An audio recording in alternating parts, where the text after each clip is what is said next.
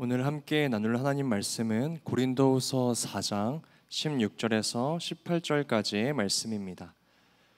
오늘 함께 나눌 하나님 말씀 고린도후서 4장 16절에서 18절까지의 말씀, 신약 289페이지에 있습니다. 짧은 말씀이라 우리 한 목소리로 함께 봉독하도록 하겠습니다. 그러므로 시작. 그러므로 우리가 낙심하지 아니하노니 우리의 겉사람은 낡아지나 우리의 속사람은 날로 새로워지도다. 우리가 잠시 받는 환난에 경한 것이 지극히 크고 영원한 영광에 중한 것을 우리에게 이루게 함이니 우리가 주목하는 것은 보이는 것이 아니요 보이지 않는 것이니 보이는 것은 잠깐이요 보이지 않는 것은 영원함이라. 아멘. 오늘도 살아계신 하나님 예배하기 위하여 한 자리에 모인 모든 청년부 지체들을 예수님의 이름으로 환영하고 축복합니다. 오늘도 모든 예배와 영광 받기 합당하신 하나님께 우리 박수로 영광 올려드리면서 우리 함께 말씀 나누도록 하겠습니다.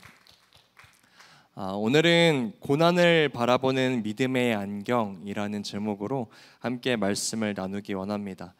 여러분, 9월을 시작했습니다. 이제 새로운 학기를 시작한 청년들도 있을 것 같고요.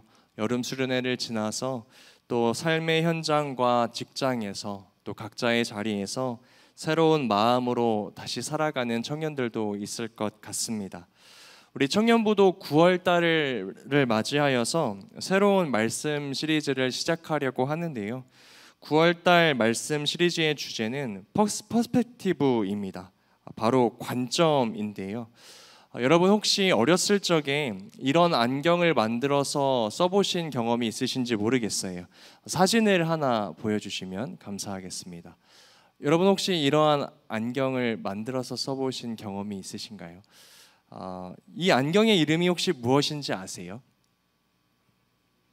3D 안경, 3D 안경이라고도 부르나요? 제가 초등학교 때 이 안경을 만들었을 때는 셀로판지 안경이라고 아닌가요? 거기서 조금 세대 차이가 나는 것 같네요. 제가 이 초등학교 1학년 때쯤 학교에서 이 셀로판지 안경을 만든 기억이 있는데요. 이 안경에 저렇게 사진에 보이는 것처럼 뭐 파랑색, 빨강색, 또는 초록색, 주황색 이 셀로판지를 붙여서 만들고 이 안경을 쓰면은 이 교실이 갑자기 다채로운 색깔로 물들고 또 단조로웠던 풍경이 새로운 색깔로 변하는 경험을 해본 적이 있습니다. 어린 나이였던 그 당시에 이 여러 색깔의 셀로판지 안경을 쓰면서 같은 사물도 다른 빛깔로 보일 수 있구나라는 신기한 경험을 했었는데, 어른이 되어서는 이 안경을 잊고 살아가다가 이번 설교 주제를 정하면서 다시 한번 이 안경이 제 머릿속에 떠오른 것 같습니다. 그러면서 문득 이런 생각이 든 것 같아요. 오늘의 나는 무슨 색 안경을 쓰고 세상을 바라보고 있을까? 여러분, 우리의 인생도요, 우리가 어떤 안경을 쓰고 있느냐에 따라, 다시 말하면 어떤 관점을 가지고 있느냐에 따라 같은 현실도 완전히 다르게 해석된다는 것을 아실 겁니다. 같은 사건을 두고도 어떤 사람은 절망스럽다고 말하고 어떤 사람은 소망을 말하기도 하죠. 마찬가지로 우리가 어떤 관점을 가지고 세상을 바라보느냐에 따라 우리의 인생 전체가 다르게 보인다는 것이에요. 그래서 이 관점은 우리에게 너무나도 중요합니다. 그런데 여러분, 우리가 예수 그리스도를 믿는 순간 우리에게 이 관점의 변화가 시작된다는 것이에요.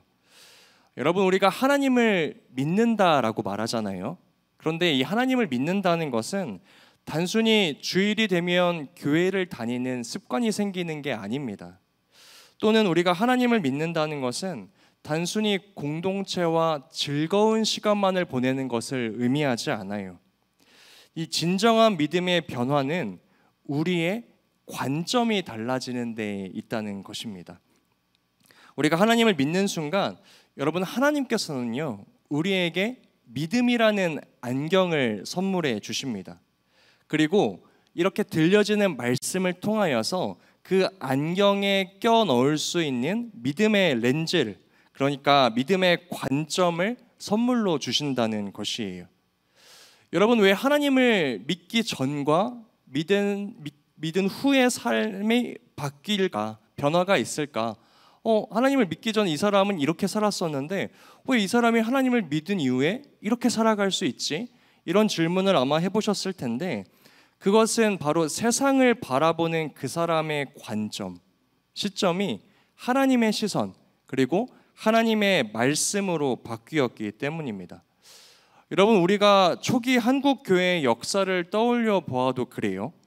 이 땅에 복음이 막 들어왔을 때 여러분, 이 조선 사회에는 신분 제도라는 것으로 묶여 있었습니다. 양반과 노비, 남성과 여성, 그리고 교육의 기회조차 제한된 사회였다는 것이에요. 그런데 이 땅 가운데 복음이 선포되니까 여러분 어떠한 일이 일어납니까? 복음을 통하여서 하나님 앞에서 우리 모두는 형제이고 자매이구나라는 믿음의 관점이 이 조선 땅을 살아가는 믿음의 사람들에게 생겼다는 것이죠. 그 결과 이 같은 예배의 자리에서 양반과 노비가 나란히 앉아서 하나님의 말씀을 들었고 여성의 교육과 사람들의 인권은 회복되었다는 것이에요. 여러분, 이 한 나라의 왕이나 정치가들도 할 수 없었던 이러한 일들이 어떻게 가능해진 거라고요? 관점이 바뀌었기 때문입니다. 하나님의 능력의 말씀이 믿는 자들의 관점을 바꾸었기 때문이에요. 여러분, 그래서 여러분들에게 설명해 드리고 싶은 우리 신앙생활의 본질은 내 시선과 내가 바라보는 삶의 해석이 하나님의 말씀의 관점으로 바뀌는 것, 그것이 가장 중요한 우리 신앙생활의 본질이라고 말씀드리고 싶습니다. 그래서 이번 9월 말씀 시리즈에서는 특별히 우리가 어떤 영역을 하나님의 안경을 끼고 말씀의 렌즈를 끼고 바라볼까 고민을 해보다가 그 첫 번째 영역을 고난으로 정해 보았습니다. 여러분, 너무나 안타깝게도요, 우리의 인생은 고난으로 가득합니다. 이 사실을 애써 부정하려고 해도 인정할 수밖에 없는 것이 우리의 현실이라는 것이에요. 여러분, 제가 고난의 사전적인 정의를 찾아보니까요, 괴로움과 어려움이라고 적혀 있더라고요. 그러니까 우리의 인생에는 이 괴로움과 어려움이 끊임없이 찾아온다는 말이에요. 여러분 중에 이 괴로움과 어려움을 좋아하시는 분이 계신가요? 아마 아무도 없을 겁니다. 우리는 고난을 극도로 싫어하죠. 피할 수 있으면 피하고 싶은 게 바로 이 고난입니다. 특별히 다음과 같은 고난들은 내 인생에 절대로 오지 않았으면 하는데요. 먼저 사랑하는 가족의 아픔과 죽음, 잘 나가던 사업의 실패, 나의 믿음을 흔드는 유혹, 특별히 청년 시절에는 진학이나 취업의 실패 같은 고난이 나의 인생 가운데 절대로 찾아오지 않았으면 합니다. 그러나 여러분, 이 자리에 앉아있는 그 누구도 제가 지금 말씀드린 이 고난 앞에서 자유롭다라고 말할 수 없을 거예요.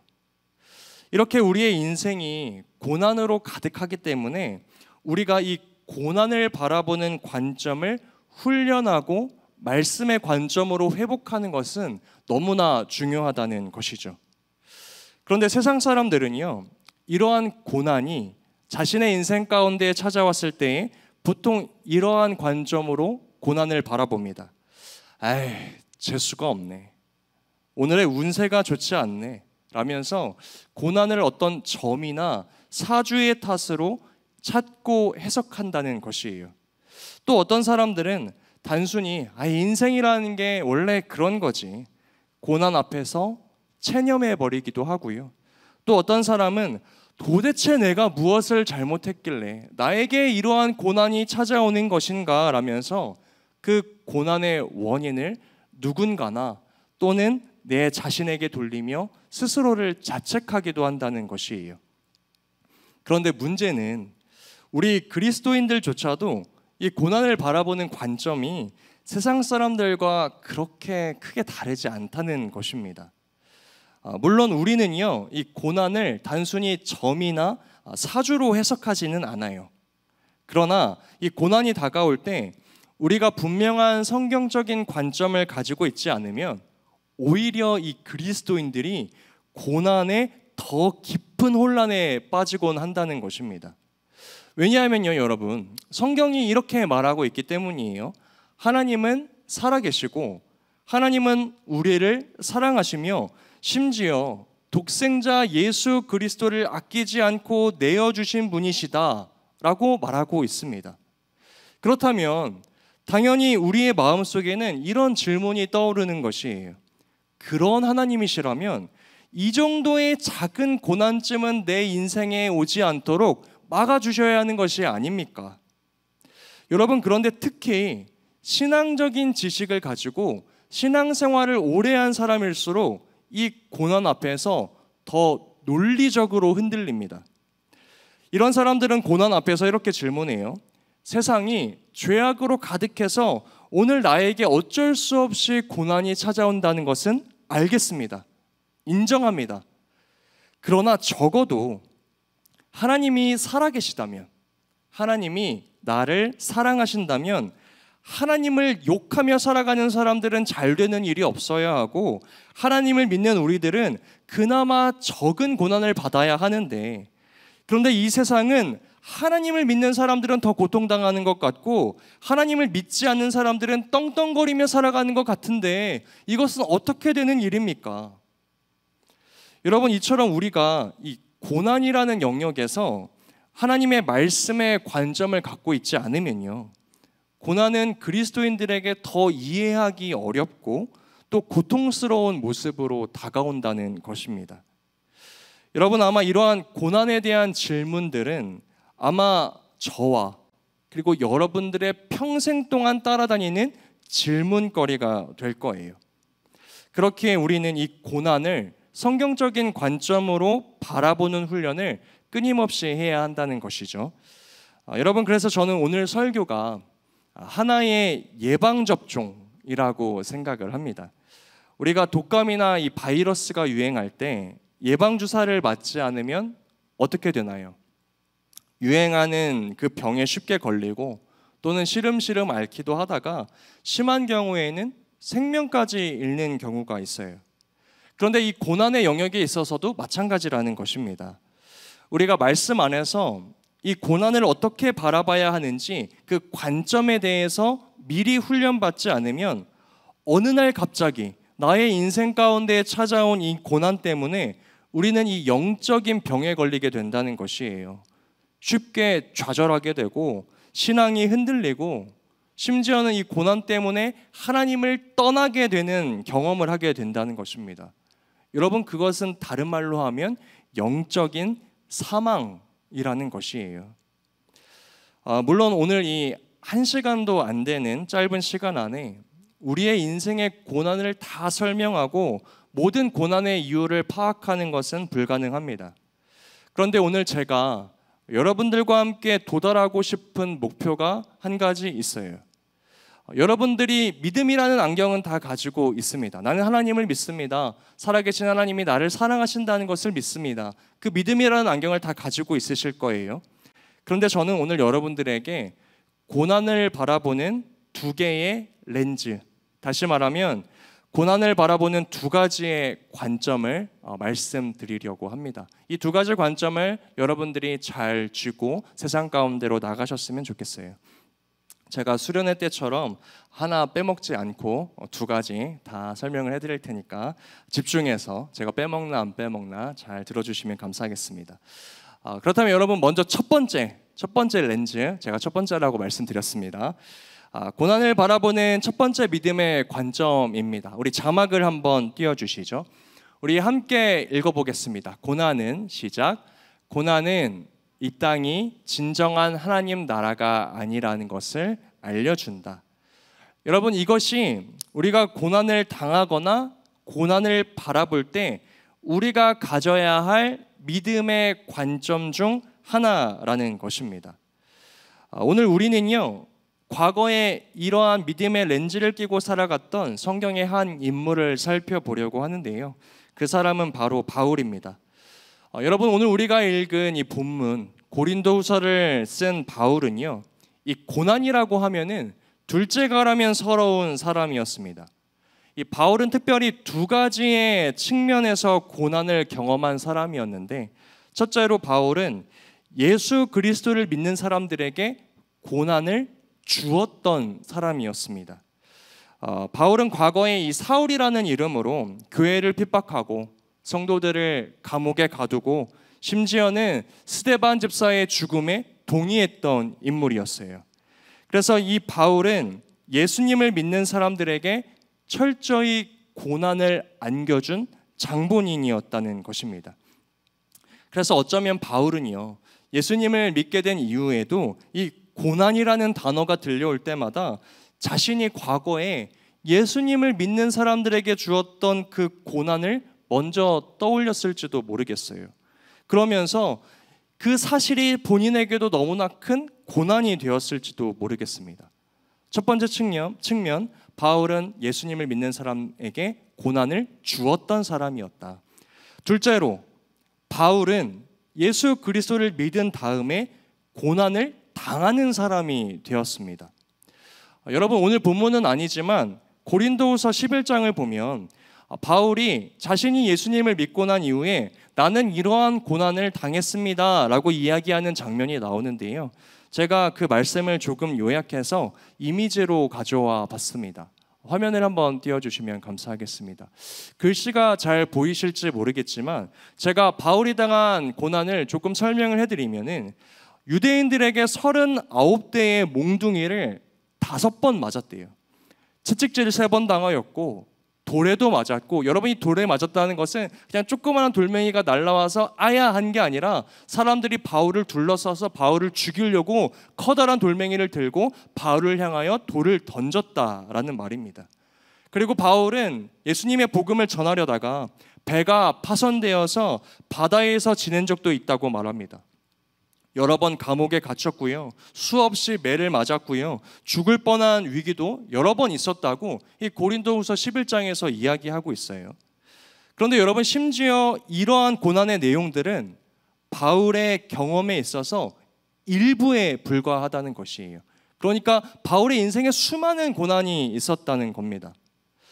여러분, 제가 오늘 여러분들에게 이 바울의 고난을 왜 설명해 드리냐면, 이처럼 바울도 예수님을 믿는 사람임에도 불구하고 이 땅에서 상상하기 힘든 고난을 당했던 사람이라는 것입니다.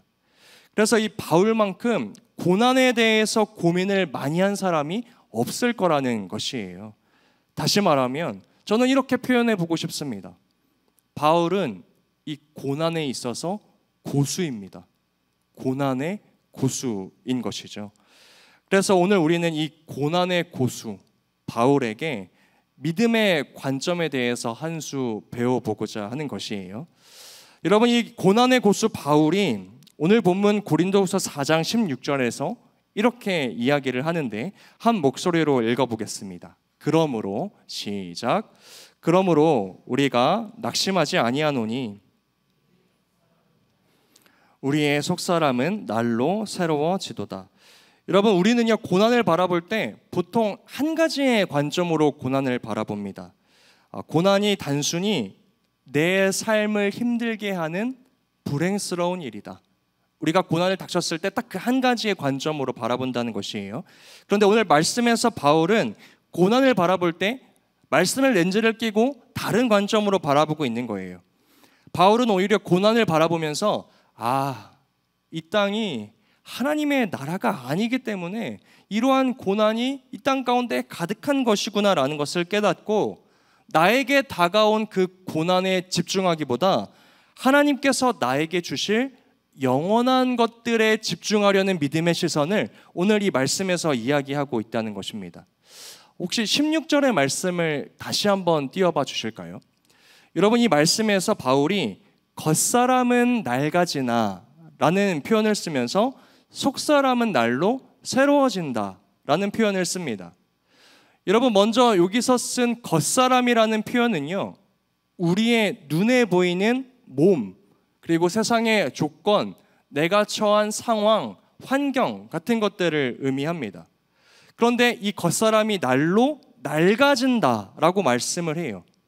그러니까 무슨 말이냐면, 우리의 몸도 나이가 들면은 체력은 떨어지고, 그쵸?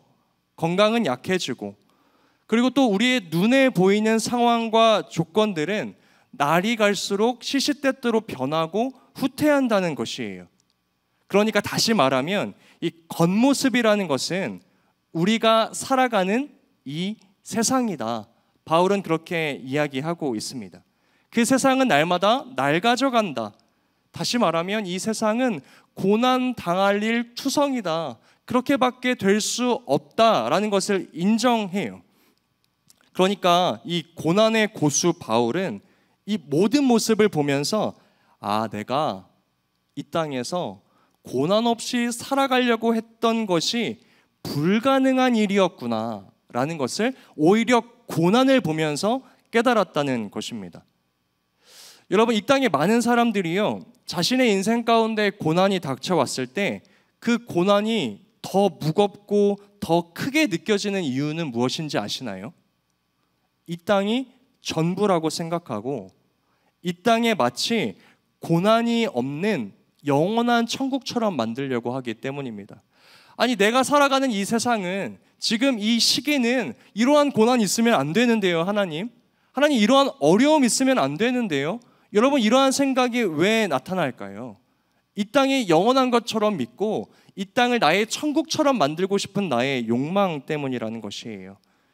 그래서 우리는 내 삶에 고난이 찾아왔을 때 아주 작은 실수, 그리고 작은 상처, 아픔과 어려움이 다가오면 아주 크게 반응하게 됩니다. 조금의 고난도 나의 인생 가운데 허락하지 않으려고 한다는 것이죠.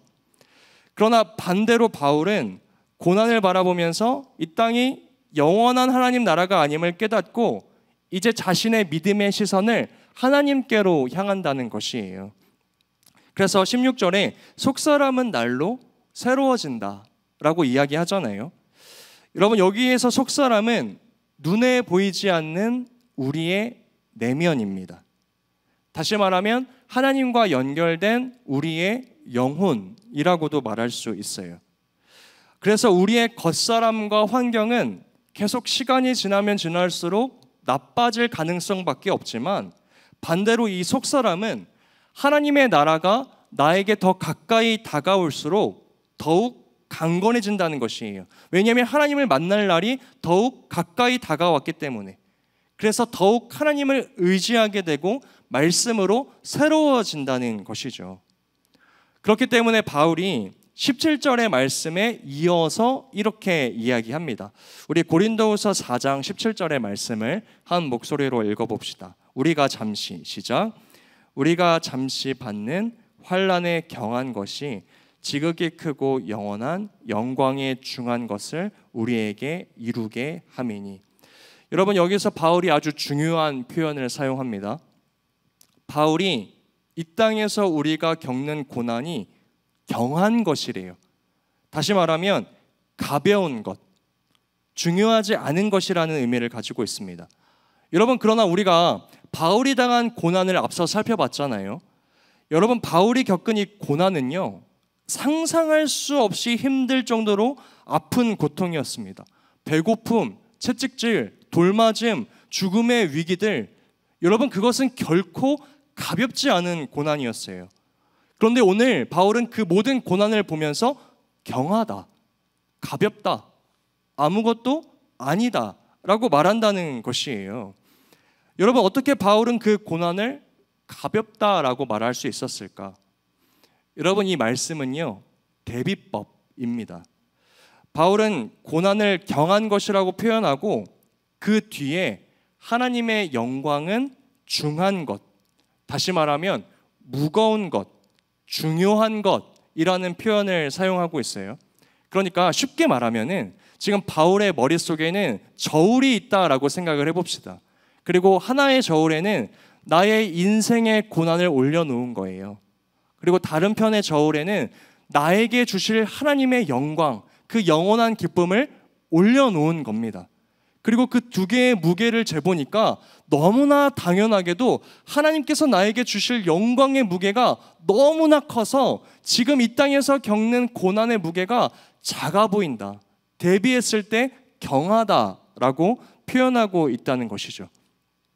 그러므로 여러분, 정리를 하자면 우리가 내 삶에 닥쳐온 고난을 바라볼 때 이런 바울과 같은 믿음의 렌즈를 끼고 바라보아야 한다는 것입니다. 그 고난 자체가 아무렇지 않다는 게 아니에요. 어렵죠. 힘들죠. 아프죠. 고난 자체는 당연히 무겁습니다.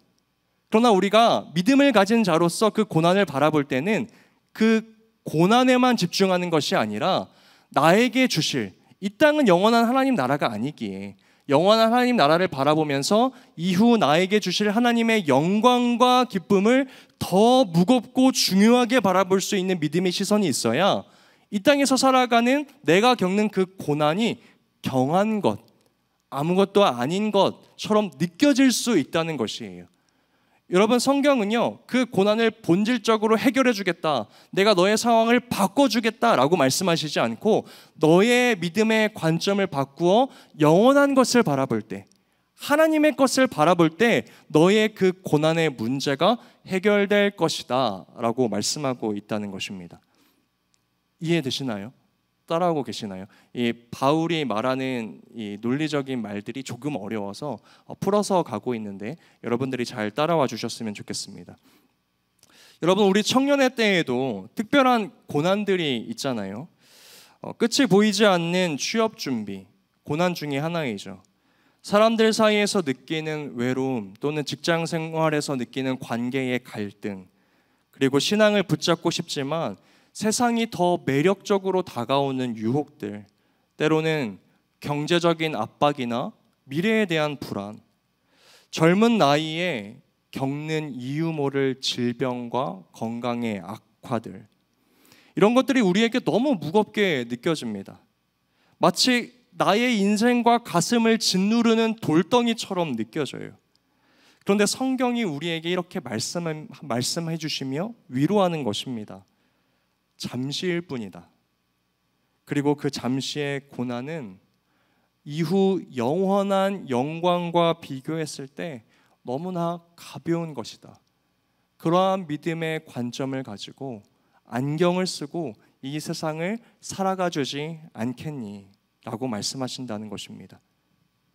여러분, 이처럼 지금 우리가 겪는 아픔이 아무리 무겁게 느껴져도 장차 하나님 앞에서 경험하게 될 영광과 기쁨은 상상할 수 없을 만큼 크기 때문에 지금 내가 겪고 있는 이 고난을 하나님께서는 영광의 영원한 것의 배경으로 사용하신다는 것입니다.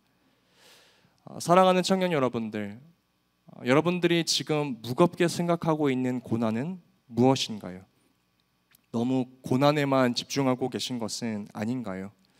하나님의 영광과 하나님께서 나에게 주실 기쁨은 바라보지 못하고 당장의 무게에만 눌려 살고 있지는 않습니까?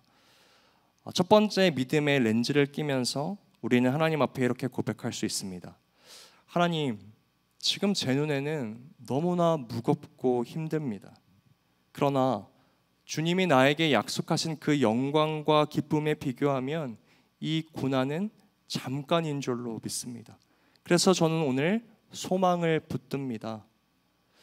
오늘 이 자리에 모인 모든 청년들이 이 믿음의 렌즈를 끼고 고난을 바라볼 수 있는 은혜가 있기를 예수님의 이름으로 축복합니다. 여러분, 두 번째 말했어요. 꼭 적으셔야 됩니다. 고난을 바라보는 믿음의 렌즈입니다. 화면을 한번 띄워주시면 감사하겠습니다. 네, 우리 한 목소리로 읽어볼까요? 고난 앞에서의 시작. 고난 앞에서의 태도는 Y가 아닌 Who이다. 여러분, 우리가 고난을 바라보는 믿음의 관점은 Y가 아니라 Who입니다. 무슨 말이냐면 우리는 고난을 당할 때, 그리고 누군가의 고난을 바라볼 때 하나님 앞에서 흔히 이렇게 질문을 합니다. 하나님, 왜 저에게 이러한 고난을 주십니까? 하나님이 살아계시다면 왜 세상에 이러한 고난이 존재합니까? 여러분, 이러한 질문은요, 고난 앞에서 너무나 당연합니다. 저도 하나님 앞에 이러한 질문을 드려본 적이 있어요. 그리고 성경은요, 이 질문에 대해서 일정 부분 답을 주고 있습니다. 우리가 이 고난에 대해서 오늘 살펴보고 있으니까 성경이 말하고 있는 이 고난의 네 가지 원인에 대해서 잠시 살펴보고 우리가 살펴봤던 이 두 번째 렌즈에 대해서 깊이 나눠보기 원하는데요. 성경이 말하는 고난의 네 가지 원인, 제가 이미지로 한번 준비해 보았는데 화면을 띄워봐 주시면 감사하겠습니다. 이 표도 잘 보일지 모르겠어요. 혹시나 필요한 청년들이 있다면 예배가 끝나고 저에게 말씀해 주시면 공유해 드릴 테니까 너무 내용을 다 작성하지 않으셔도 됩니다. 간단하게 훑고 넘어갈 거예요. 첫 번째, 고난의 원인, 죄의 결과로 인한 고난이 있습니다. 그러니까 우리가 잘못된 선택이나 죄의 결과로 겪는 고난이 있다는 거예요. 하나님께서는 죄를 분명히 미워하시는데 그것을 알매도 불구하고 내가 그것을 선택한 것이죠. 그래서 그 죄의 결과가 나의 인생 가운데 온 겁니다. 성경의 대표적으로요, 다윗의 예를 들 수 있습니다. 이 다윗이 밧세바와 간음하고 자신의 부하 우리아를 죽인 다음에 밧세바를 자신의 아내로 취하잖아요. 그 관계 안에서 아들이 생기는데 하나님께서 그 다윗의 죄를 엄히 보시고 그 아이의 목숨을 가져가시죠. 두 번째, 사탄의 공격으로 인한 고난이 있습니다. 사탄이 믿음의 사람들을 흔들기 위해서 우리에게 주는 시험과 공격이 있다는 것이에요. 성경에서 대표적으로 욥의 고난이 있습니다. 욥은 사탄의 공격으로 하루아침에 재산과 자녀와 건강을 모두 잃었죠. 그러나 여러분, 하나님께서 욥에게 그 고난을 허락하신 이유는 욥이 가지고 있는 믿음을 드러내시기 위함이었거든요. 그러니까 이처럼 사탄은 우리 성도들을 무너뜨리려고 하지만 하나님은 오히려 그 고난과 시험을 통해서 우리에게 믿음을 드러내시는 그러한 과정도 있다는 것이에요. 세 번째, 하나님이 우리를 연단하시기 위하여 주시는 고난이 있습니다. 그러니까 자신이 사랑하는 자녀를 더욱더 아름답게 빚어가시기 위하여, 어머니가, 부모들이 어린 자녀들을 훈육하는 것처럼 지금 우리의 어린 신앙으로는 그것이 고난처럼 느껴지지만 결과적으로 그것은 우리를 향한 하나님의 사랑이었다는 것이죠. 그렇게 하나님이 우리를 연단하시기 위한 고난이 있고요. 마지막 네 번째, 세상 속에서 겪는 일반적인 고난이 있습니다. 우리가 이 죄악된 타락한 세상 속에서 살아가기 때문에 자연스럽게 겪는 어쩔 수 없는 고난이 있다는 것이에요. 불이나 불평, 자연재해, 사고, 질병, 이런 것들은 여러분 이 세상이 죄로 인해 깨어졌다는 사실을 보여줍니다. 그 첫 번째 렌즈처럼 이 땅은 하나님 나라가 아니구나 라는 것을 알려준다는 것이죠. 여러분, 그런데요, 이 네 가지 고난의 분류는 고난이라는 거대한 주제를 겨우 일부 단편적으로만 설명한 것뿐입니다. 그래서 실제로 우리가 인생에서 겪는 고난 가운데는요, 이 네 가지 카테고리에 들어가지 않는 고난이 훨씬 더 많다라는 것이에요. 또 구분을 명확하기 어려운 고난도 있고 몇 가지의 고난과 원인이 겹쳐 있는 고난들도 있습니다.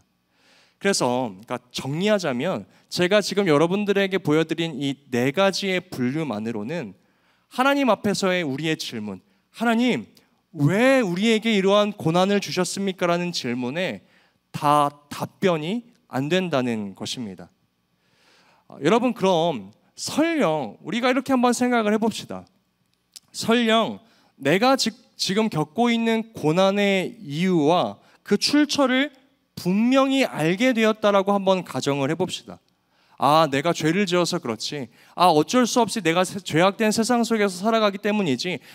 사탄이 나에게 시험을 주기 때문이지. 하나님께서 나를 연단하시기 위하기 때문이지. 그 고난의 출처에 대해서 우리가 알았다고 가정을 해보자고요.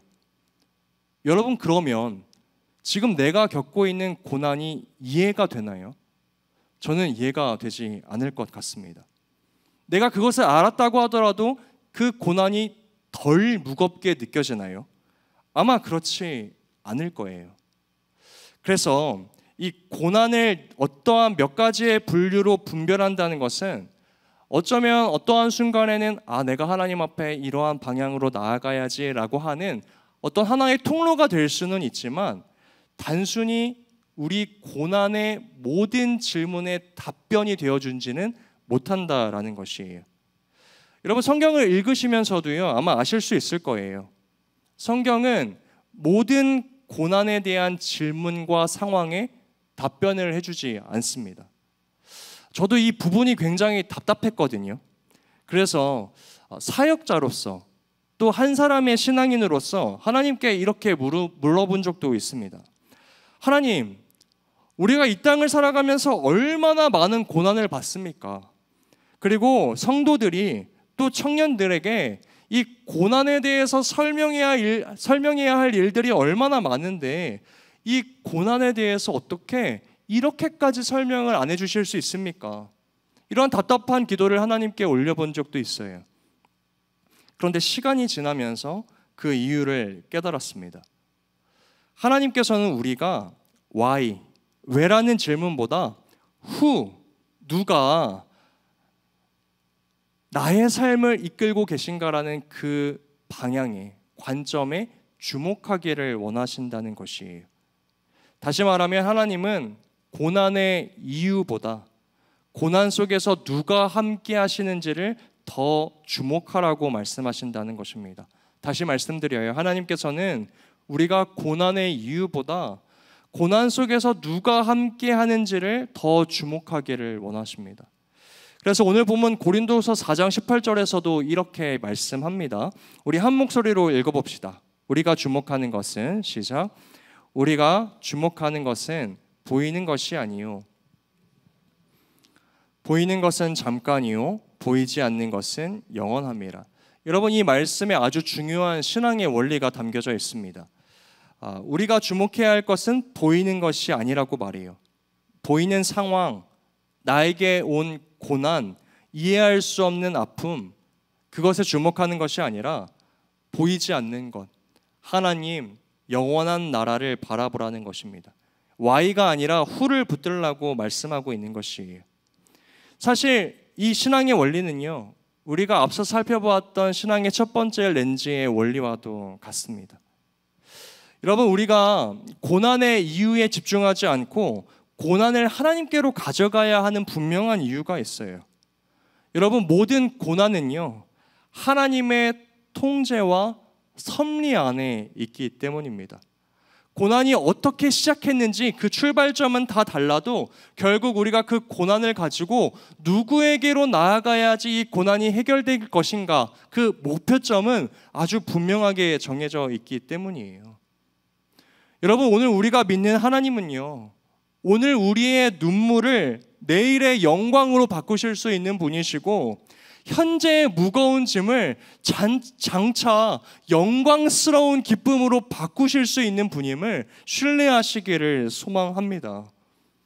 그러므로 우리가 고난 속에서 이 고난을 붙잡고, 하나님 왜 나에게 이러한 고난이 생겼습니까? 이러한 질문에만 머물고 있으면 우리는 끝내 답을 찾지 못하고 좌절할 수밖에 없다는 것이에요.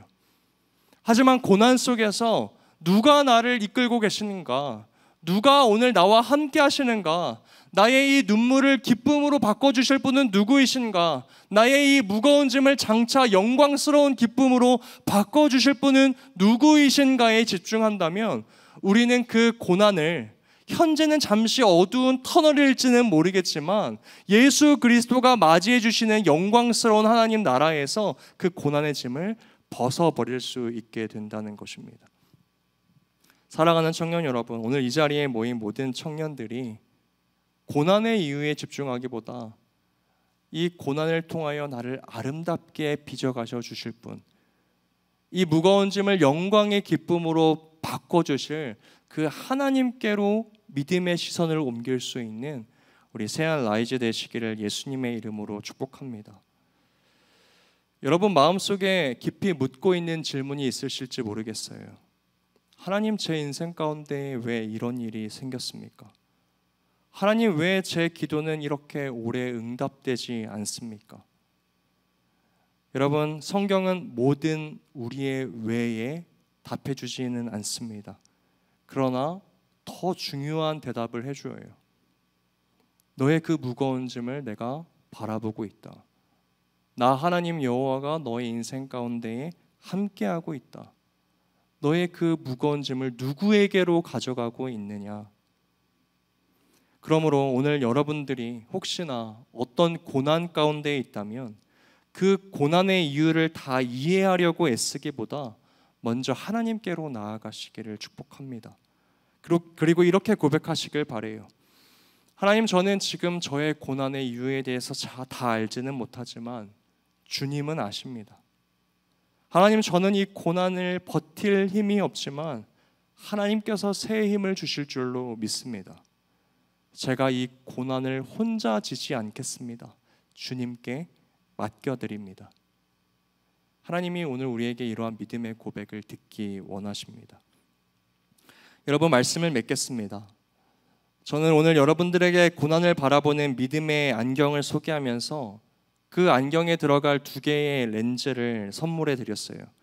첫 번째 렌즈는 고난은 이 땅이 진정한 하나님의 나라가 아니라는 것을 알려준다. 다시 말하면 오늘의 고난보다 더 큰 하나님의 영광을 바라보라 입니다. 두 번째 렌즈는 고난 속에서 왜가 아니라 누가 너를 이끌고 계신지를 바라보라. 우리가 이 2가지의 관점으로 고난을 바라볼 때 이 고난은 더 이상 우리를 괴롭히는 현실이 아니라 오히려 하나님을 더 깊이 만나는 축복의 통로가 될 줄로 믿습니다. 마지막으로 사랑하는 청년 여러분, 제가 언제 이 고난에 대해서 또 여러분들과 말씀을 나누게 될지 몰라서 여러분들의 인생 가운데에 혹 여러분들이 감당하기 고난이 찾아올 때면 여러분 예수 그리스도를 묵상하시길 바랍니다. 여러분, 예수 그리스도는 이 땅에서 수많은 고난을 당하셨지만 그 모든 고난을 피하려고 하시지 않으셨어요. 오히려 예수님은요, 십자가라는 가장 큰 고난을 향하여 나아가신 분이십니다. 그런데 그 고난이 끝이 아니라고 성경은 이야기해요. 여러분, 예수님의 십자가 고난은요, 마침내 부활의 영광으로 우리에게 나타났다는 것입니다. 우리 마지막으로 히브리서 12장 2절의 말씀을 읽어볼까요? 믿음의 주요, 시작.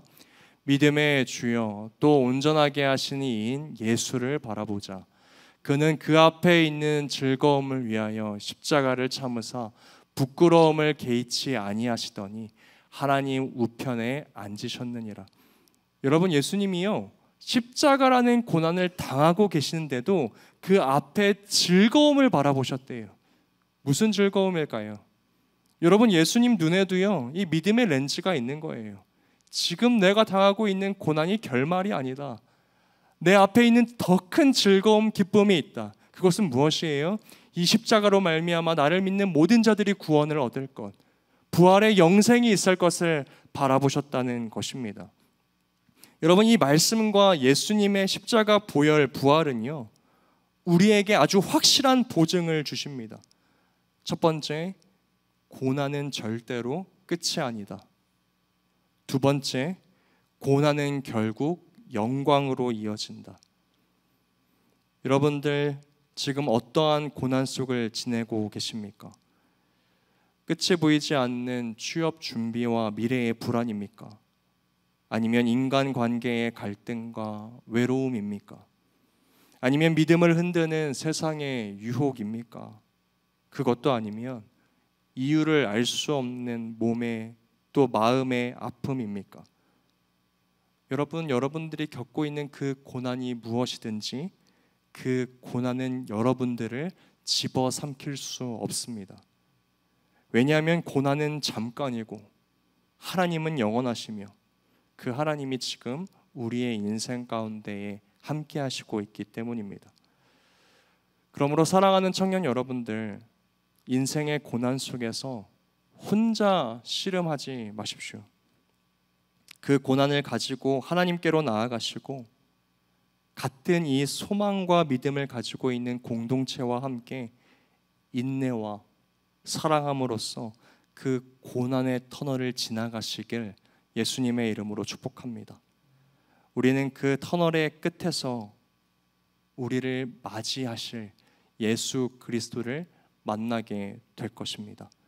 오늘 이 자리에 모인 우리 모두가 믿음과 또 고난을 바라보는 믿음의 관점으로 이 현실의 고난을 능히 뛰어넘는 믿음의 사람들 되시길 예수님의 이름으로 축복합니다.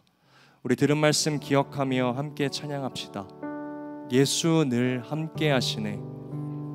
하나님, 우리의 인생은 때론 고단합니다. 또 힘겨운 오늘을 살아가기도 합니다. 때론 아픔도 있고 때로는 상처도 있습니다. 하나님, 그러나 우리가 그 모든 순간의 고난에 집중하는 것이 아니라 나와 함께 하시는, 그리고 영원한 하나님의 영광을 주실 하나님만을 바라보며 나아가는 우리가 되게 하여 주시옵소서. 우리 함께 이 찬양 고백하며 나아가도록 하겠습니다. 고단